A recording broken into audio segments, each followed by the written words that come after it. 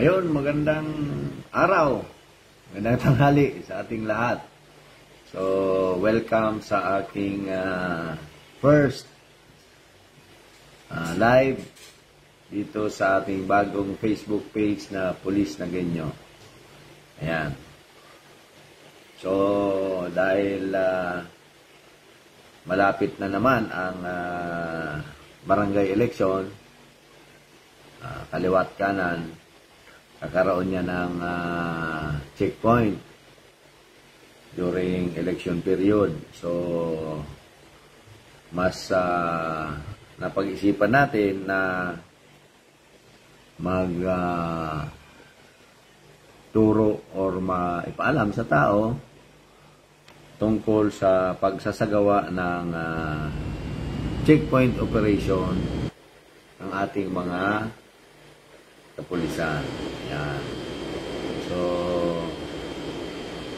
para malaman na rin ng ating mga kababayan na kung bakit nagkakaroon ng checkpoint operation ng ating mga pulis. So, mag-share muna tayo para mas marami ang mapaabutan ng ating impormasyon.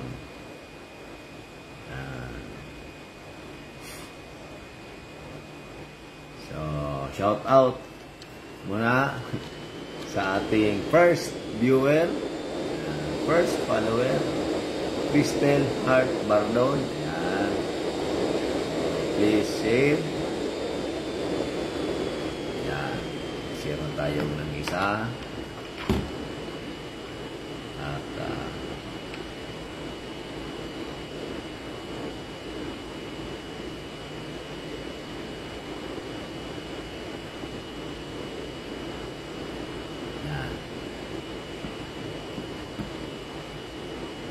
yan, may share na tayo. Ano pa tayo? Mayroon tayo magiging pag-share. Para mas marami ang ating mapaabutan.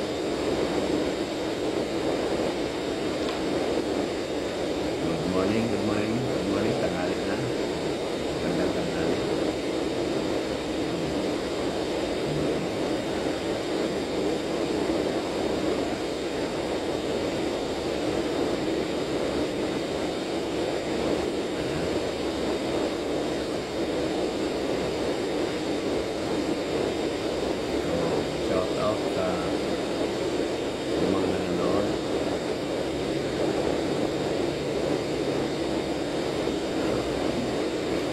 Inay, good morning. Good morning pa rin. Good morning pa rin yan. So, pa-share naman. Ating mga kumbayan bago tayo mag-umpisa ng ating discussion. Yan. Ito na akong share.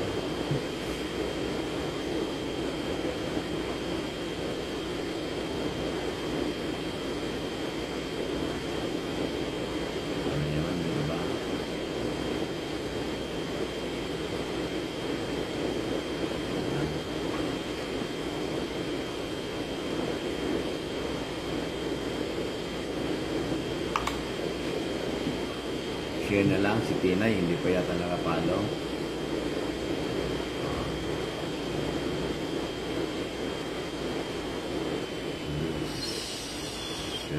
Si Balita. Ano yun? Share natin. So, magandang discussion ito, checkpoint. Kasi maraming nagtatanong bakit kadalasan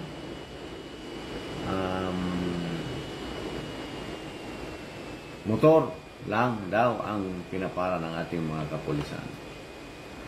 So,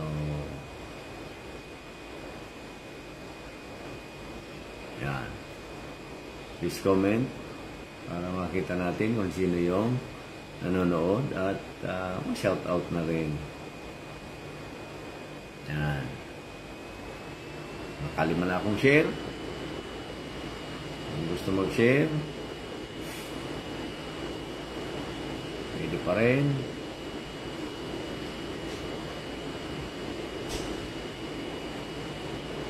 Tapusin lang natin mag-share para kapag umpisa na tayo. Yan. Sa mga hindi makakapanood ng ating live, pwede nyo rin ulit panoorin ito para pag may time kayo, mapanood nyo at malaman nyo kung ano nga ba yung sinasaad o sinasabi sa ating Police Operational Procedure. Ito ay hango sa PNP Revised Police Operational Procedure Revised 2021. So, for the meantime, at nag-aaral pa lang tayo ng mag-screen share habang naka-live. So, wala muna. So, discuss muna tayo. Espitorio, wala pa akong nakitang follower badge at saka sharer. Thank you for salamat sa pananood.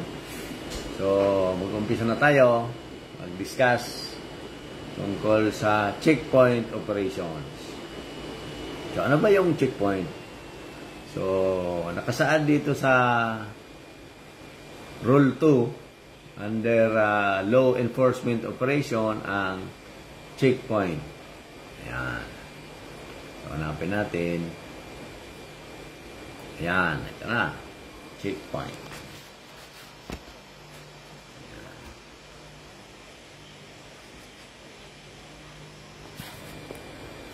Dito sa kabila. Ayan. So, ay, dito Dito tayo. Ayan. Ayos. Parang, anong page na yun? Checkpoint operation. Ito na. Malapit na. Ayan. So, ang checkpoint operation ay isa sa mga police operations na ginagawa. So, kahit hindi election period, araw-araw pwedeng magsagawa ng checkpoint. So, bago magsagawa ng checkpoint, kailangan may authority para mag-establish ng checkpoint. So, kailangan alam ng head of office kung saan yung unit, territorial unit naroon. So, kailangan ang mga pulis dito ay naka-uniforme. So, ang ibang unit na magsasagawa ng checkpoint, dapat may coordination doon sa territorial unit. Ano yung sinasabing territorial unit? Kung halimbawa, yung nakakasakop na unit doon sa area. So, yun ang territorial unit. So, ano ba yung mga sinasabi ng head of office? So, magmula sa regional director, district director, district kung sa National Capital Region, Eastern Police District, ganun, Western, Northern, and Southern Police District. Yan. City Director, kagaya sa Naga, ang tawag sa director dyan ay City Director. Chief of Police ng mga Municipal Police Station. Sa Naga, Station Commander. Kasama na rin dito ang Substation Commander at Police Community Precinct Commander. Yan. So, anong mga composition ng mga nasa checkpoint? So, number 1, hindi lang ito limitado dito sa sasabihin natin. Number 1, yung team leader. So, sa checkpoint, ang team leader ang may responsibilidad. Dapat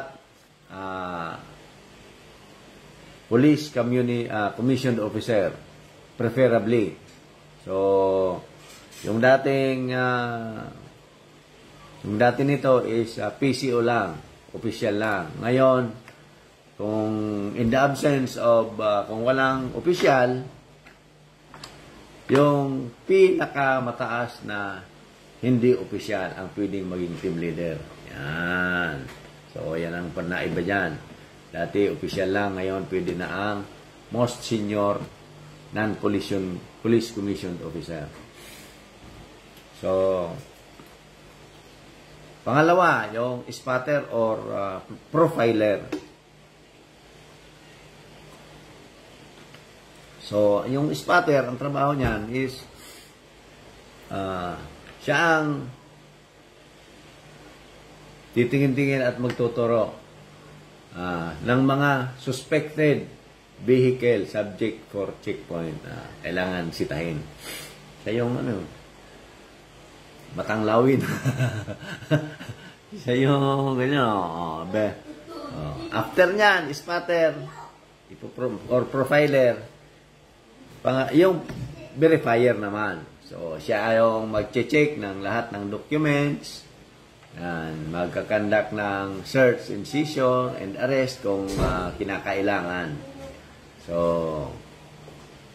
at siya rin yung magkahahawak ng immediate or initial custody ng seized evidence kung may mga pinagbabawal na bagay na nahuli o nakuha sa kanya. So, sunod is the search or arresting personnel.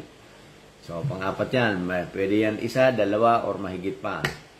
So, sila yung mag-search ng illegal items. Sila yung magkakap-kap. Huwag lang kakap-kapan yung iba na bagay. Yung bawal lang ang pwedeng kap-kapan. Good morning, Vanessa Sarmiento Lora. Yan. Thank you for following and sharing. Yan. Kompleto.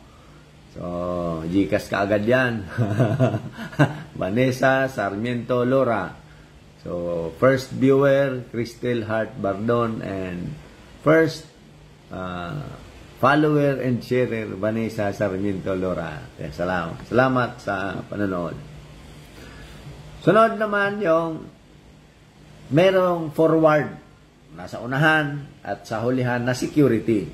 So, dalawa ang security. So, pwede yan dagdagan. Dalawa sa unahan, dalawa sa hulihan, depende sa sitwasyon. So, sila yung magsisecure ng checkpoint area. So, magbablock ng mga maghaharang at hahabol dun sa mga tataka sa checkpoint. So, ganun lang ang trabaho nila, security. So, sa composition, so, kung matatandaan natin, team leader, spotter, profiler, verifier, searcher, or arresting personnel, anim na lang. Pero, hindi yan limitado dyan sa anim na tig-iisa. Pwede yan dagdagan. So, pwedeng, depende sa sitwasyon. Kung marami o kaunti. Depende sa lugar. So, ano naman yung guidelines sa ating pagsagawa ng checkpoint? So, number 1, ang checkpoint ay dapat ilalagay para mag-enforce ng batas. Rules and regulation, at kung kinakailangan na may arestuhin na tumatakas na kriminal. Yan, patakas. Or may isinagawang kaya kailangan magsagawa ng checkpoint operation. So, sunod, pangalawa, merong mobile checkpoint. Shout out Marlene Rosales Velasquez. Yan. So, sunod, mobile checkpoint. So, pero pwedeng magsagawa ng mobile checkpoint. Pero limitado lang yan kung in conjunction with ongoing police operation. So, merong nangyayaring police operation. So, merong nangyaring police operation. So, nag-conduct ng mobile checkpoint. So, kailangan lang dito is marked vehicle. Ano yung marked vehicle? May mga nakalagay na identifying marks na ang vehicle na yan ay police vehicle. So, kailangan may blinker na nakailaw. Yan ang kailangan sa mobile checkpoint. So, ang designation ng mga tao na nagkasagawa ng checkpoint, so, nandun yan sa discretion ng team leader. So, lahat yan masusunod ang team leader. So, kailangan, hanggat maaari, dapat merong babae din sa checkpoint operation. Kasi, pag may suspect na babae, siyempre, kung kailangan i-search, meron na kaagad na babae.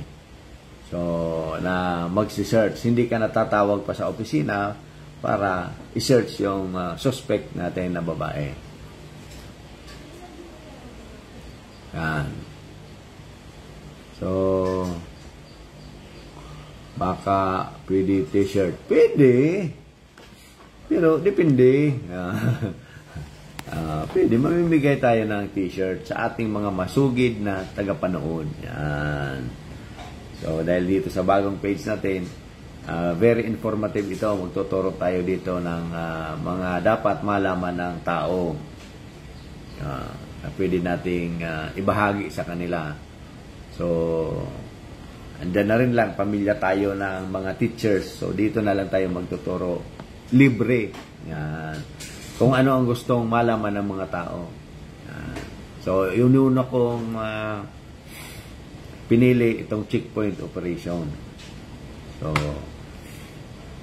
para pag may nagtanong na naman, kasi malapit ng eleksyon, may sagot na tayo. Yan. So, sunod. Yan, minimum. May minimum yung checkpoint na 8. Kasama na yung team leader. So, 2 yung verifier, sa isang spotter, 2 forward security at 2 rear security. So, minimum 8. Ayan, para malinaw minimum 8 sa ating checkpoint operation.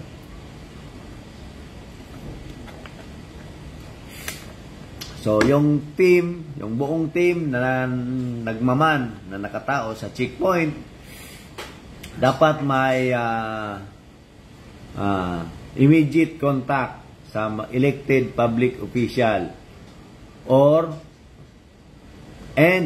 at representative ng National Prosecution Service or media in case na may illegal drugs na kumpiska. Yan. Kasi kailangan yan sa witnesses. So, next, yung mga tao na nagmamanang checkpoint should encourage the participation of LGU. So, meron tayong mga traffic enforcers. Yan. May mga traffic enforcers tayo, accredited na mga civil society groups, non-government organizations, business organization, media, at iba pang stakeholders. So, pero hindi sila authorized na magsagawa ng paninita. So, ini-encourage lang na mag-participate, mag-assist sa police. Mag-assist sa traffic. Ayun, ganon.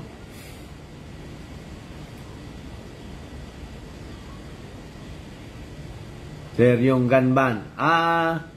During election period. So, wala ako pa akong meron nang pinalabas ang COMELEC na calendar of activities. So, hanapin natin.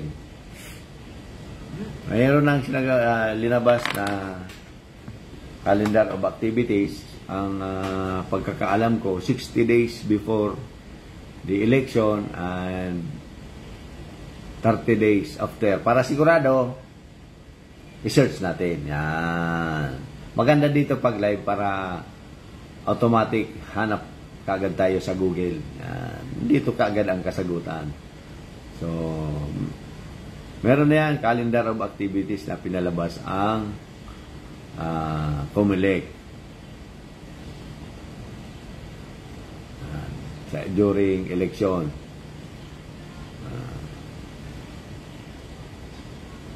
Yan, ito. Nandito kagad sa Google eh. From sa DILG website. Yan.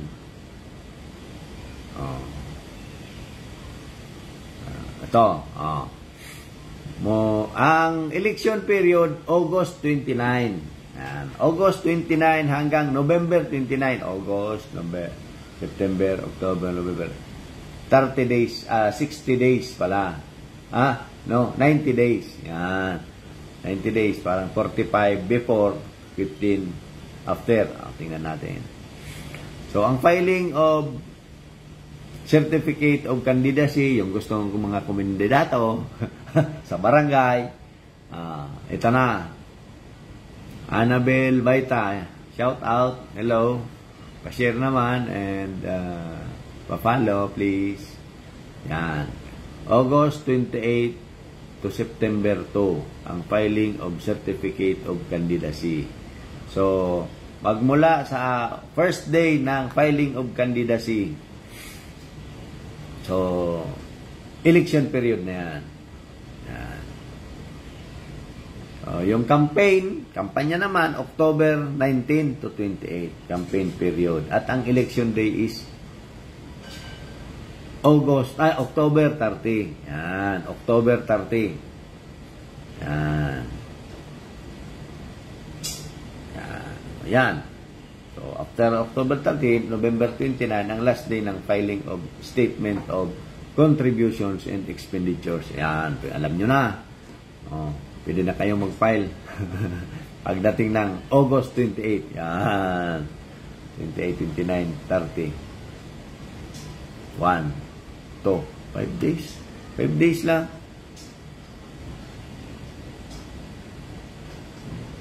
Ah, 6 days. 6 days yung filing. So, ayan. Nasagot na natin yung tanong mo, Cristel. 90 days. So, yan, participation ng LGU.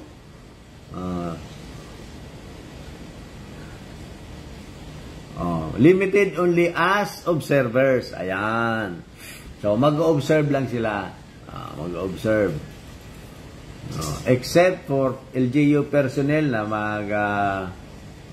to enforce law and ordinances. Ito yung mga barangay public safety officer or public safety officers ng LGU.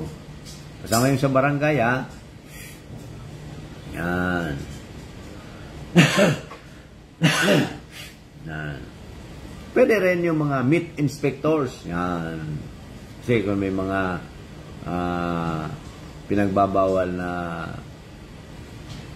karne na binibiyahe, may mga yung sakit sa baboy. PNP personnel manning the checkpoint must have a presentable appearance. Dapat presentable yung ating mga kapulisan. So, civilian na nandyan, dapat nakasuot din ng kanilang identifying t-shirts na kung anong organization sila kasama. At syempre, may pangalan yan, may pangalan. Civilian components be allowed to bear firearms.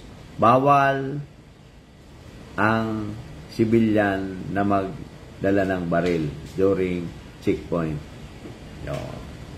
Yung civilian observers, ha? Annabel Baita. Sir, si t-shirt ko. Bakit?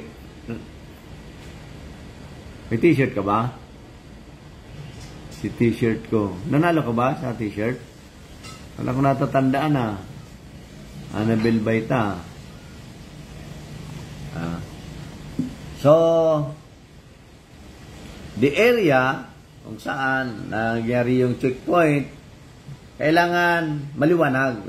Pag gabi, ang checkpoint dapat maliwanag na maliwanag.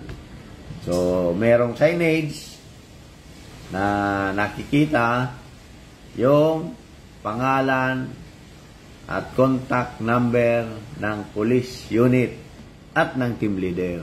Yan. Ayan. O, siyempre, 400 lang, 400 pag online. Pag naka-live ako, 400 lang yan. Pero, pag binibenta ko, 500. Yan. Kung sino ang o-order ng pag nagla-live ako, ibibigay ko na lang na 400. Sa inyo yung shipping. Siyempre, hindi kasama doon. Kasi discounted na. Yan. Oh, siyempre, pag checkpoint, yung police natin dapat magalang. Magalang. Yan ang tamang checkpoint. May po, good morning sir, good morning ma'am. Pasensya na po sa abala. Kaunting abala lang po. Checkpoint lang po. Yan. Bili ka na lang. 400 lang para sa'yo. Wala pa tayong raffle. Wala pang schedule sa raffle. Para sa libreng t-shirt. Mabuti kung madaanan ko kayo dyan, bibigyan ko kayo ng t-shirt. Yan. Next. So, yan. Lahat ng pwedeng magsita, kailangan i-greet yung mga tao. Yun ang sinabi ko. And extend apology dahil sa abala. Totoo, abala, nakakaabala. Mag-apologize lang para naman yan sa sariling, para sa inyong safety. Kaya ginagawa ang checkpoint. So, appeal for understanding na sana maintindihan niyo po na may ginagawa namin ito dahil kinakailangan para sa public safety. Yan. Sasabihin kung ano ang dahilan, bakit merong checkpoint. So, may checkpoint pag election period and regular PNP checkpoint pag hindi. Siyempre, papasalamatan natin. Maraming salamat po sa inyong kooperasyon dahil sa pagsagawa ng checkpoint at sa abala sa inyo. Yan. So, kung kinakailangan, kung sakasakali na may search warrant, ito, iba naman to. Pag may search warrant, issued by appropriate authority. Yung search warrant, ini-issue yan ng judge.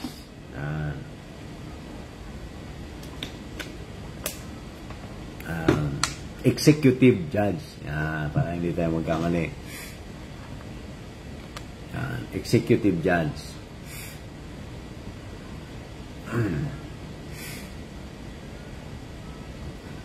Pero, kung warrantless search, walang search warrant, walang valid search warrant, ganito ang pwede niyong gawin. Kung merong rason na kapanipaniwala na rason ang may-ari ng sasakyan ay may ginagawa at maaring gumawa ng isang krimen. Yan.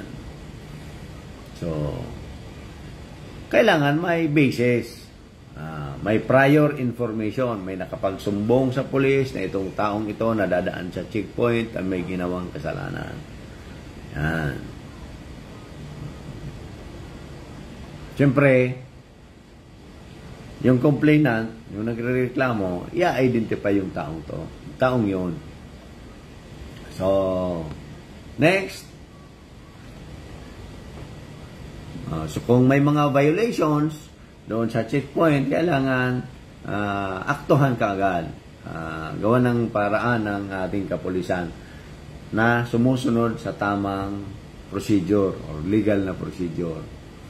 So, yung arrested personnel, na tao, kailangan basahan ng kanyang rights ng Miranda Doctrine. So, i-discuss natin yan sa sunod. Yung Miranda Doctrine. Ano ba yung mga karapatan ng tao kung siya ay arestado. Yan, panibagong topic yan. Isulat natin para sa sunod. Hindi natin makalimutan na i-discuss Miranda rights. Yan, pwede natin yan i-discuss sa sunod. Maganda po talaga. May pulis sa highway para nasisita yung mga overspeeding ng mga motor. Yun na nga. Bakit? Kadalasan motor ang sinisita. Number one, kadalasan yung mga motor, wala. Yung mga nagdadrive ng motor, ang involved sa vehicular accident. So, kadalasan, maraming mga motor, nagdadrive ng motor, lalong-lalo na sa mga medyo rural areas, walang lisensya. Ang batas kasi natin, walang sinasabi na pag bumili ka ng motor, dapat may driver's license ka. Hindi naman yun nakalagay sa batas. So, kahit sino pwede bumili ng motor kahit walang lisensya. Kasi kung iba naman ang magdadrive. So, malawak na paliwanag yan. Minsan, kadalasan, ginagamit ang motor ng mga suspects as getaway vehicle para madaling makatakas, makadaling makalusot sa traffic, madaling makapasok sa mga maliliit na iskinita. Yan ang mga rason dyan kung bakit kadalasan motor ang sinisita na posibleng ginagamit ng mga suspect. So, sana tayo? Sunod. Constitutional rights. So, yung security ng police personnel hindi dapat pabayaan. Kasi mayroon dyan nangyari instances sa checkpoint yung police ang nadisgrasya, nabanggaan, na aksidente. So, kailangan may proper security. Kaya meron sa unahan at meron sa hulyan na security. So, hanggat maaari, yung security natin, only sila lang ang allowed na magdala ng rifles, o yung long firearm, M16, Armalite, or ano pa man, na nakaposisyon kung saan yung the best na position para ma-secure yung lahat ng personnel na nagmamanang checkpoint. So, next. Yan. Lalo maulan pati. Maulan, karamihan, motor ang na-aksidente. Pag sakay mo pa lang sa motor, delikado na kasi magbabalance ka na kagad. Yan ang dyan. Essence dyan sa motor. Sunod.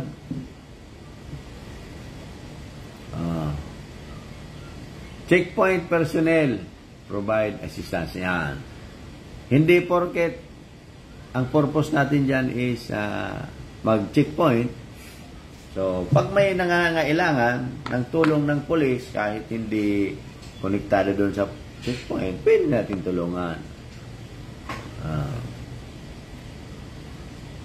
Provide police assistance. Halimbawa, yung direksyon ng nagtatanong, yung mga motorista kung saan ang daan papuntang ganito, saan yung lugar na ganito, or kahit dumaan lang, pwedeng humingi ng tulong.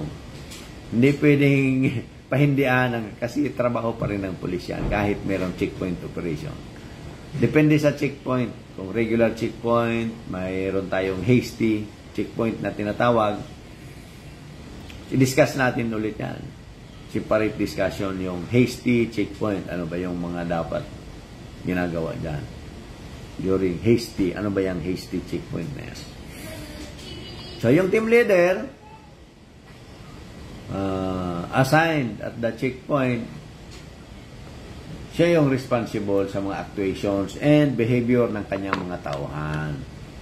And accountable siya, take note, accountable siya, o kung may nanonood man na kapulisan sa atin, accountable, pag naging team leader kayo, accountable kayo sa inyong mga tao. Kaya mahigpit ang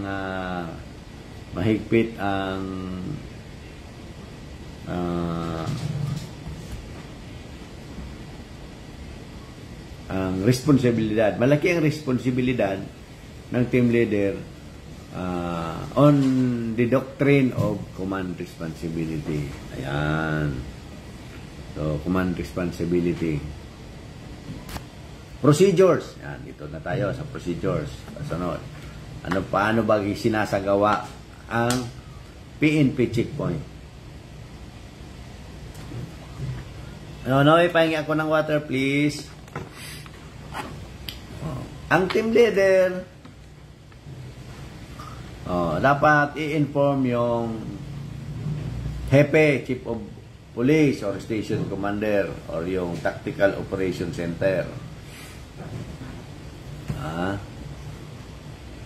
Kung saan yung location ng checkpoint. Hindi pwede mag-live dyan sa checkpoint unless kinakailangan or magpapalam ka sa team leader. Diba?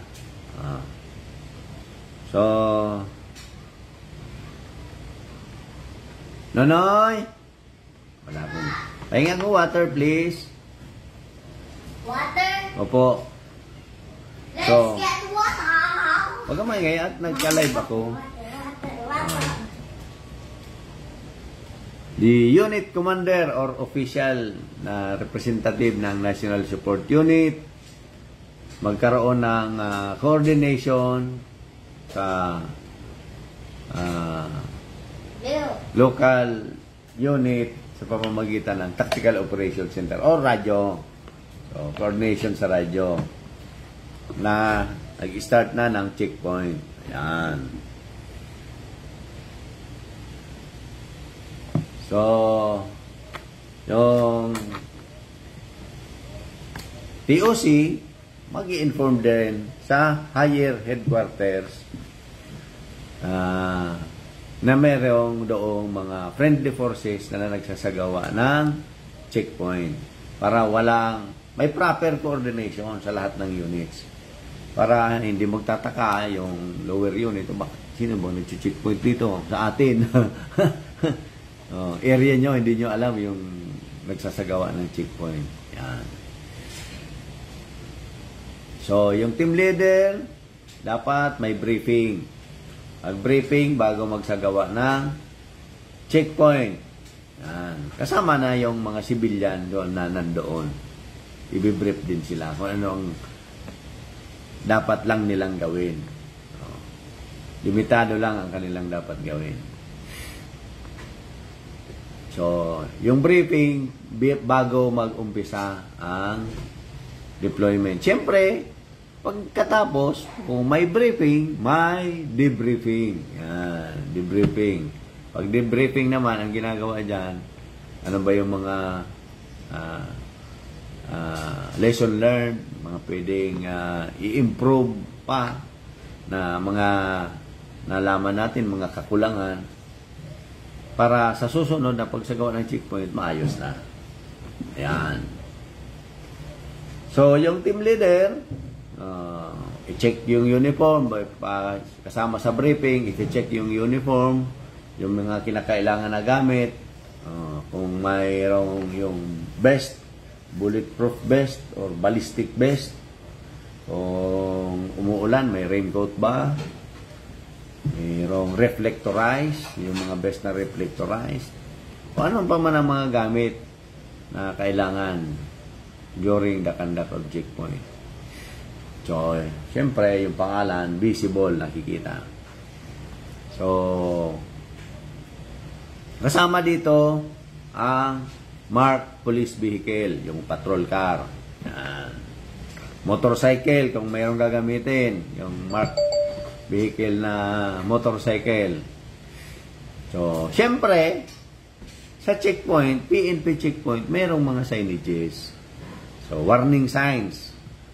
Bago makarating sa checkpoint area, so, nandoon yung slow down. Checkpoint ahead. Yan. Warning, may warning na mayroong ginagawang checkpoint sa unahan. Yan. Slow down. Checkpoint. Nakalagay pa amin dyan kung ilang meters ahead. Bago mag-checkpoint, 20 meters ahead. O, 5, ilang meters. So, yung recommendable is 20 meters. Ano pa? Information signs. Doon sa checkpoint sign, baldi dalawa yan. Dalawang sign. Yung slow down at saka yung checkpoint sign na nakalagay yung pangalan at contact number ng unit at team leader. Yan. Shout out. Gini Pabol. Yan. So, sunod. Sa warning sign, yung firearms with basic load of ammunition. I-check yung barrel. Kung may bala. Yung ballistic vest na nasabi natin kanina. May radio. Kung radio, paggabi. May flashlight. Megaphone kung kinakailangan. Body worn camera. Or yung recording. Shout out Monching. Yan, nakashare na si Monching. Wala, hindi pa yata Monching nakapalo Wala pa akong nakikita. Ganon din si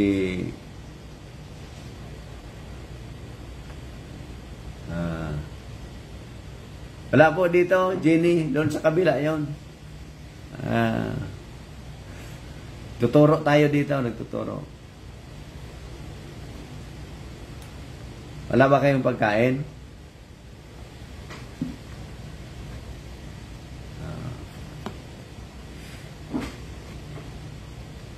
Anong oras na ba? Hindi pa ba kayo kumakain? 11:50. Pareho tayo, hindi pa rin ako kumakain. Wala pa ang pagkain. Mga alauna pa ang kainan. So, yung spotter or profiler ng team, so, magpuposisyon siya sa lugar kung saan may, sinabi natin kanina, best point. Kung saan na lugar dyan na pwede siyang malayo pa lang yung sasakyan, ninitingnan niya na yung ng spotter or profiler. So, kung may search or arrest, kung arrest,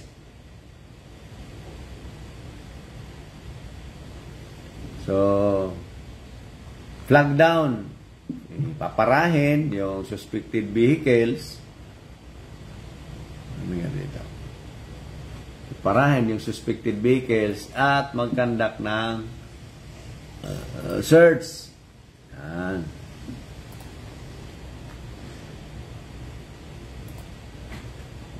search, seizure, and arrest.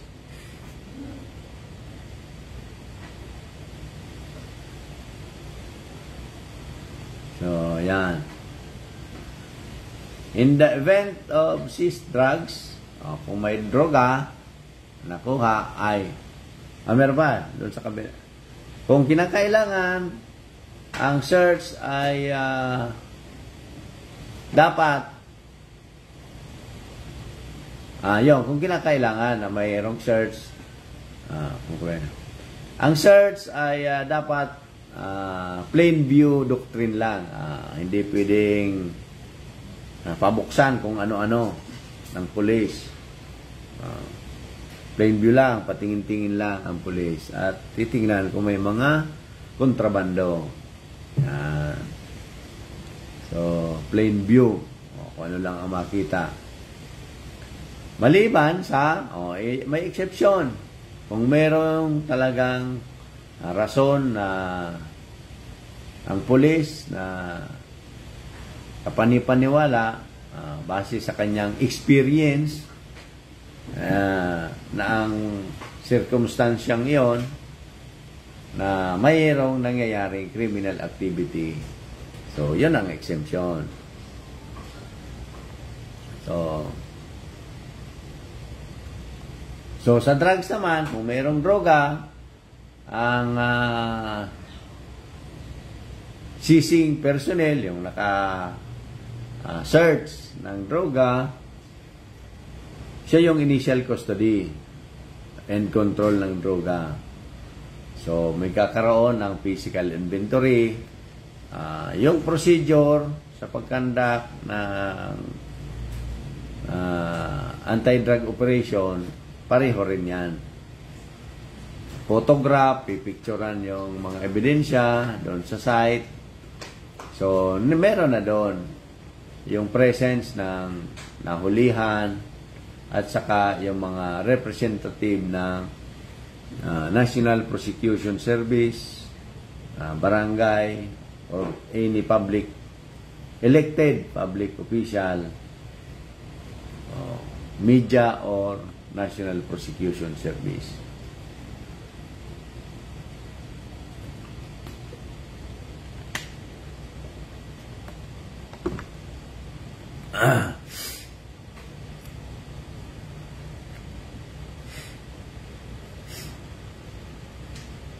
So,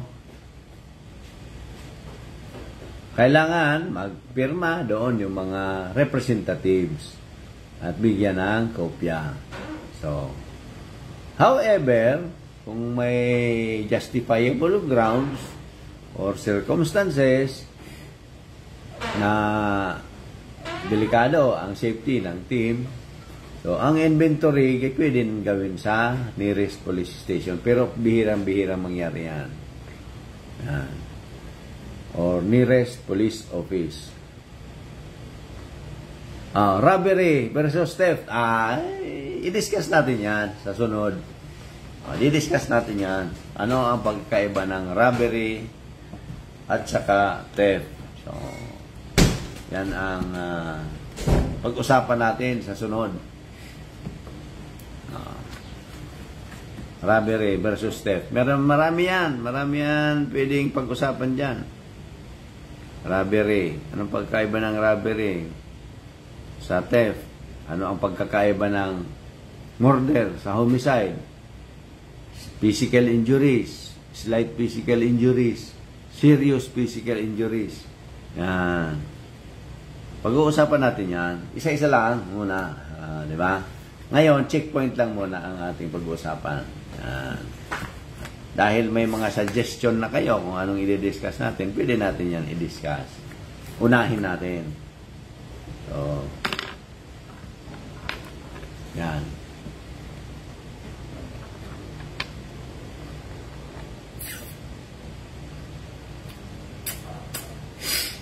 So, kung walang investigador doon sa nagkakandak ng checkpoint, so, ito turn over sa station investigator for proper disposition ang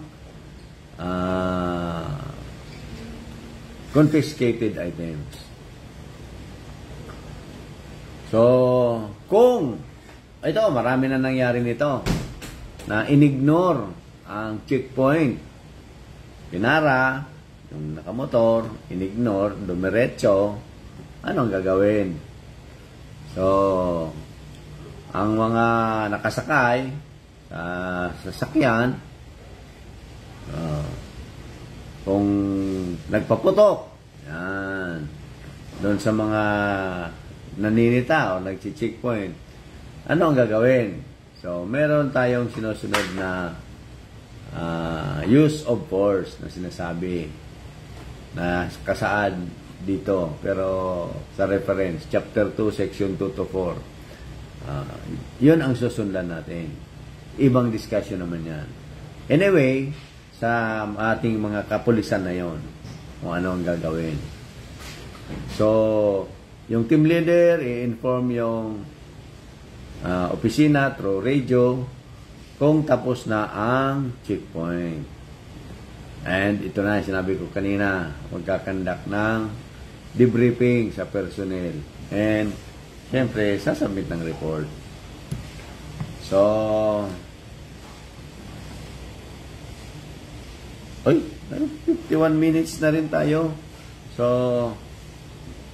okay na yan. So, isang subject lang muna tayo sa checkpoint. Ang sunod, merong hasty, on the spot or hasty checkpoint. Yan. Ano naman yan? So, yan ang ating pag-uusapan sa sunod nating pag-live. So, pwedeng mamaya, pag medyo bakante tayo, pwedeng bukas. So, abangan nyo lang yung mga live natin para sa informasyon ng publiko. So, maraming salamat sa inyong panonood. Mahaba na to, na 52 minutes, isang oras. Anyway, na-discuss naman na natin lahat yung tungkol sa checkpoint. Yan. So, meron ang sunod, hasty checkpoint. And, COMELEC checkpoint. Yan. Siyempre, iba yung hasty checkpoint sa COMELEC checkpoint. Yan. During election period. So, iba naman yung interagency checkpoint. Kasama yung DNR, Department of Agriculture, and BIFAR. Yan. Iba din yung joint AFP-PNP checkpoint. Yan. Ito na. Nandito yung yan. Sa sunod na natin to i-discuss. Pati yung procedure pag in-ignore yung checkpoint.